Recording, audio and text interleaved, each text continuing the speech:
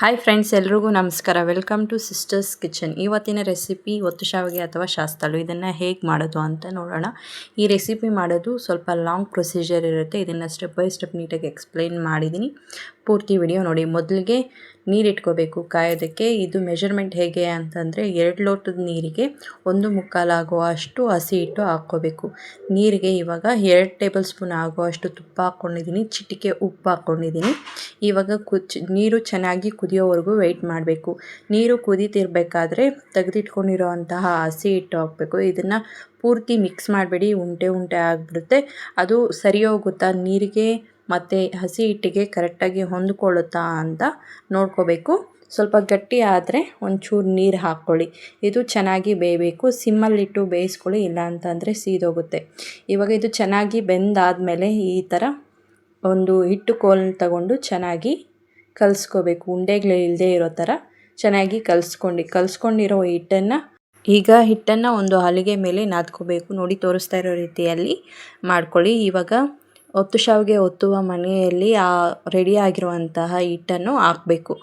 ಒತ್ತು ಶಾವಿಗೆ ಮನೆ ಇಲ್ದಿರೋರು ಚಕ್ಲಿ ಒತ್ತುವ ಮನೆಯಲ್ಲಿ ಕೂಡ ಮಾಡ್ಕೋಬೋದು. ಕಮ್ಮಿ ಕ್ವಾಂಟಿಟಿಗಾದರೆ ಚಕ್ಲಿ ಒತ್ತುವ ಮನೆಯಲ್ಲಿ ಮಾಡ್ಕೋಬೋದು. ಇವಾಗ ಒತ್ತು ಶಾವಿಗೆ ರೆಡಿ ಆಗಿದೆ. ಇದು ಈ ಥರ ಬರುತ್ತೆ ಫೈನಲ್ ಆಗಿ.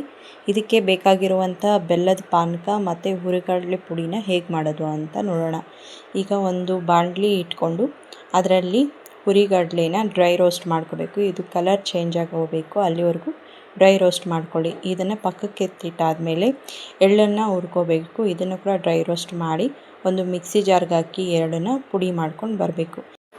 ಈಗ ಒಂದು ತೆಂಗಿನಕಾಯಿ ತಗೊಂಡು ಇದನ್ನು ತುರಿದು ಪಕ್ಕದಲ್ಲಿ ಇಟ್ಕೋಬೇಕು. ಇದರ ಜೊತೆಗೆ ಒಣಗಿರುವಂತಹ ಶುಂಠಿ ಮತ್ತು ಸ್ವಲ್ಪ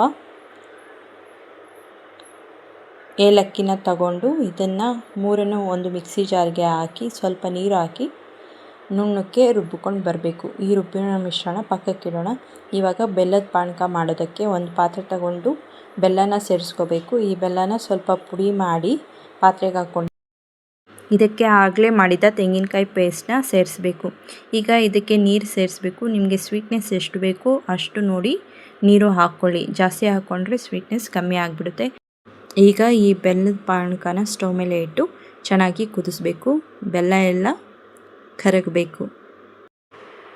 ಈಗ ಪಾನಕ ರೆಡಿಯಾಗಿದೆ. ಇದನ್ನು ಸರ್ವ್ ಮಾಡ್ಕೊಳ್ಳೋಣ.